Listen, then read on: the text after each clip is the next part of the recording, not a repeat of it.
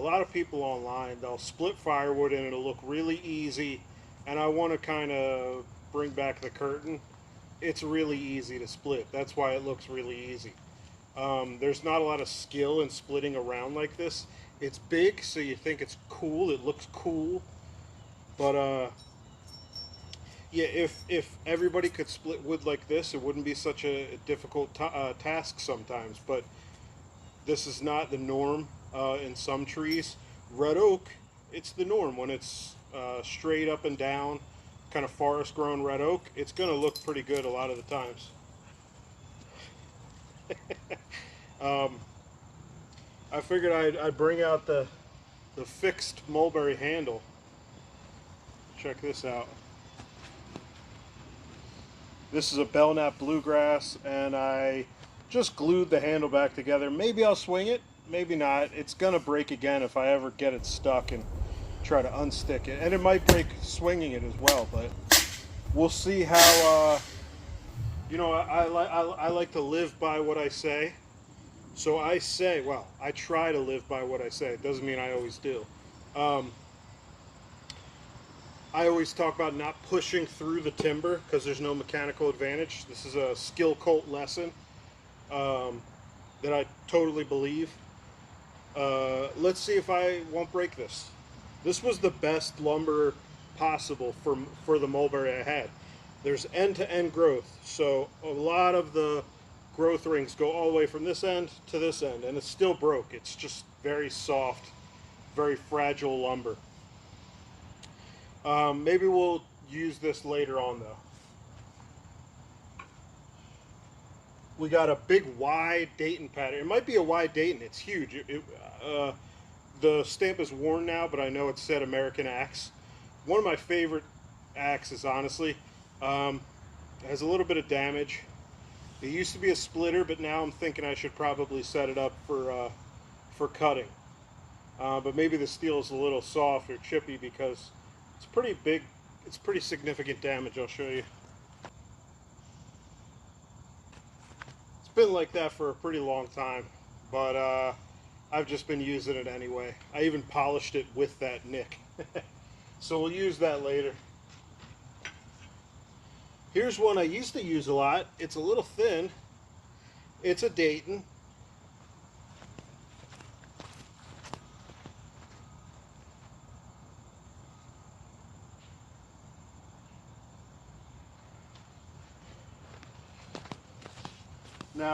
Now looking at that profile, this thing needs to be a cutter. I need to put this on a shorter handle. It's on like a 35, 36. I need to cut with this. So this is gonna go on a 28 to 30 inch handle. And I'm pretty excited because it's already thin. I don't really need to do anything to the edge. You can see they ground it. But with what I'm saying about how easy this stuff is to split, this is a 3-pound axe. This is a pack axe.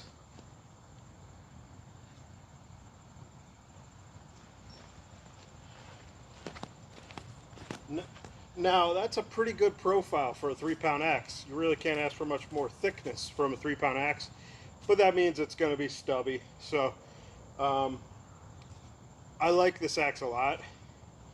But this is how easy this red oak is to split. I don't want you guys, you know, these guys, they're going, oh, they're acting like they're doing timber sports with their breathing.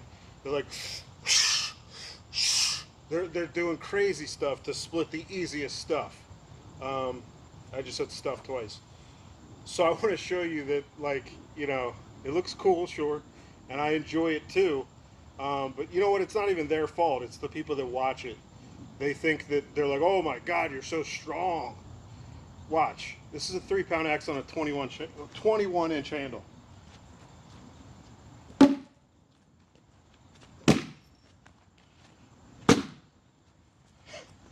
3 hits. 3 hits. You don't believe me? This is a part. 3 hits. And the axe is considerably smaller and lighter than what I split it with. Than what I split. Um, really, really nice wood to split though. I love this stuff. Smells good. It burns good. Red oak is a great firewood. It's a great resource. Um, so maybe we can show even more how easy this stuff is to split. I'm going to choke up on it. This is dangerous.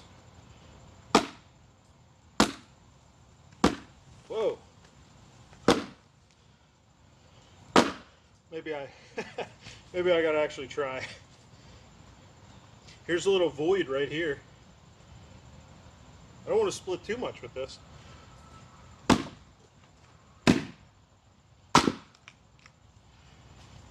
And if you think you can't do the flick with a small axe, you can. There's a flick. There's a flick. That's, you know, that's what you'll see people do. The flick does two things. And I'm going to show you guys what I think the best way to do the flick. It's not really a flick when I do it this way, but I think it's better for your body to do it the way I do it. And it's something I learned from Daniel Donnelly, just from watching him. He might have even said something, I'm not sure. Okay, so there's two reasons why you do the flick, and Buck and Billy Ray talks about one of them all the time. When you're reaching over timber, you're trying to prevent an overstrike, so you don't want to ruin your handle. And the other reason why we do it is so we don't go all the way through to the ground. So you're saving out your edge. He might mention that sometimes, but I think he talks about saving your handle a lot more. I might be wrong. Here's another, okay, but let's go into what my flick is. So I'm going to slow it down so you see it. A lot of people, what they'll do is at the very last second, they kind of turn the axe, right? You don't need to do that. That's hard on your body. And I see some people where they're really, almost looks like they just got burned or shocked, electric shock. I don't think that's good for you. I'm not calling anybody out specifically, but I think it's bad for your body probably. And I'm a guy with elbow issues, so I'm really in tune with this stuff now. I have a fragile, my body's a bitch. I have a little bit of a bitch-ass body. Not like I have autoimmune deficiencies or immune disorders. Not that that's a bitch body. Well, yeah, your body's being a real bitch if you got that stuff. And that's not like an insult to you. Your body is, it's betraying you. What a bitch-ass body that is. Anyway, before I really go into my technique, I just want to show you. I like doing this. I like standing behind the round and splitting the stuff that's already come off like that. It's very safe. I mean, I'm doing it with one hand. And every single swing was a split there. So, okay, now let's talk about this flick. So instead of going like this at the last second, instead of flicking at the last second, just bring the axe down at an angle the whole time. So about a 45-degree angle, or maybe a little, you know, just play around with the angle. I want you to watch. So another thing that the flick will do is your axe won't get stuck as easily. It'll bounce if it doesn't work out sometimes. This flick is really not for the toughest timber. You know, this makes it look good. This kind of easy timber will make you look good with the flick. And I don't know, maybe I got to come up with a different name because I'm not flicking at the last second. Let's try to think of a name for it. I mean, since I want to name it, we can call it the Dick because I did it, but that doesn't work too well. How about we call it the Chick? Because chicks can do it, anybody can do it. It's like the boys' axe of techniques. I just looked at my dog and it looked like he was missing a leg, so I was a little distracted.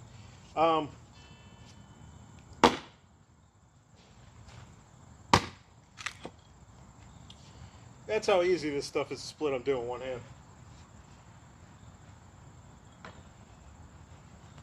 Let's bring out the big guns. This might be harder to do the flick with. Shaped this handle a long time ago. This is a Link handle. This is one of the only decent handles I could find in a hardware store, and it was a mom and pop hardware store. And when I say decent, I just mean the lumber is pretty decent.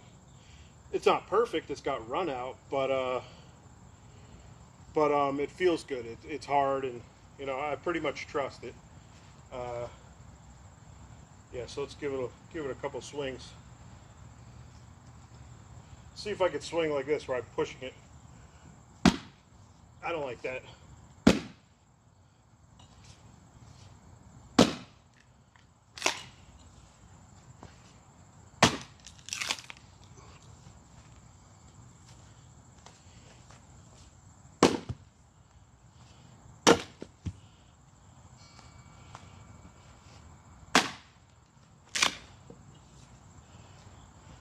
That's enough of this one.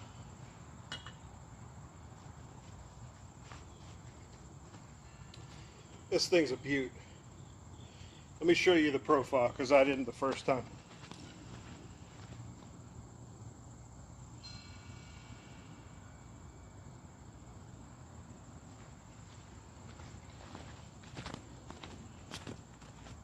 This is really an all-around axe. You can do pretty much everything with this axe.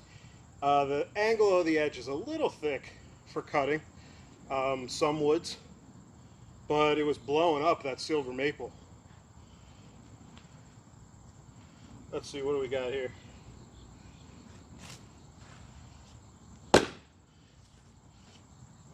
This is a great axe for the flick.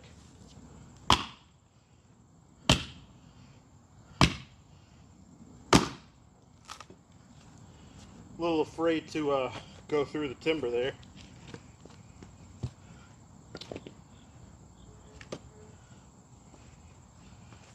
So on that side, there wasn't really anything between me and my swing angle.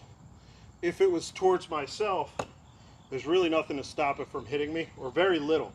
Like it was just this split right here, like an inch of wood, so it could have easily deflected into me, or just went right into me. So I turned to the other side if I want to keep my angle of my swing a little lazy instead of towards the ground.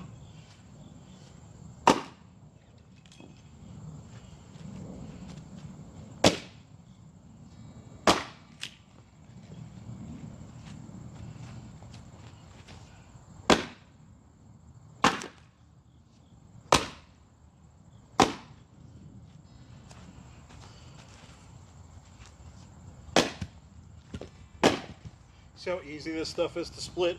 It's an edge killer if you're dealing with rocks. A lot of people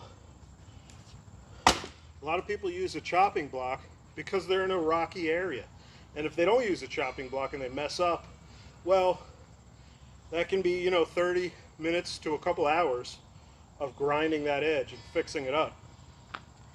And I got no issue with that.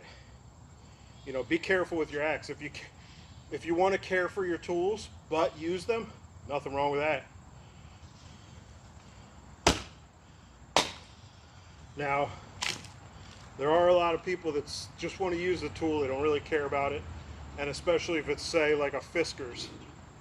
You know, they don't really bother taking care of it, and that's kind of what those kind of tools are for. But you know, when it's vintage, and this thing could last 100, 200, 300 more years, take care of it, you know. For splitting, axes don't get worn terribly from splitting because when you damage it, you just leave the damage a lot of the times. Sometimes a sharp axe can help with certain timber, but you know, a lot of the timber I split, I don't need a perfect edge. I almost don't need an edge at all. There's a video I did where I was trying to see how blunt the edge could be and still split, and it was an extreme example of that. So maybe I'll do a little cut in here. Oh, I forgot that I think I found out that when your edge is dull on a lighter axe, it can slip and you can hurt yourself like that if the handle's short. How blunt can an axe be and still split. Now, I have some thoughts. Look how fucking... This isn't just dull. This is a flat bit. Show you how bad that edge was. It didn't work great, but extreme example, and it still did a little splitting. So now let's go to the axe where wearing these sandals is a mistake. Let's go to the axe where this could send me to the hospital. This axe is not sharp at all. I'm going to try to aim for here, and I want to get a little piece of pie.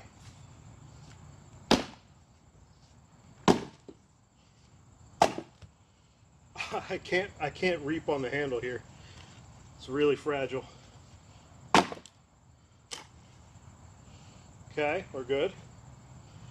Now, I think the first time I used it, I might have broken it during this flick.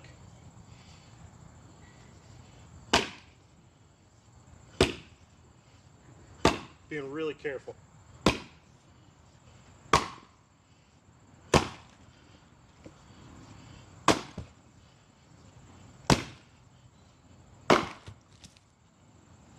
Alright, it survived. I don't want to push it any more than that. I just wanted to talk a little bit of splitting and show you guys how these big rounds, you know, they're not always like such a feat. You know, really the hard part with these big rounds is moving them. It's way harder. Moving this round is way harder than splitting it. That's my 2 cents.